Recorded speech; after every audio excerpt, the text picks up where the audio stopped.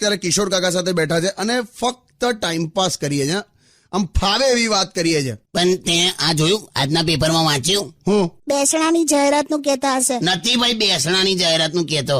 આપણી ઉંમર આયા પછી સવારના પોરમાં પેપરમાં આમ બેસણાની જાહેરાત ખોલીને વાંચી લેવાની. તું હમણાં ડબકા મૂકવાના બંધ કર નહીં, અને હું કઈ બીજું જ બોલું છું. હા બોલો બોલો બોલો. આ જો કે ટૂથપેસ્ટ હવે હળદર ફ્લેવરની પણ મળશે.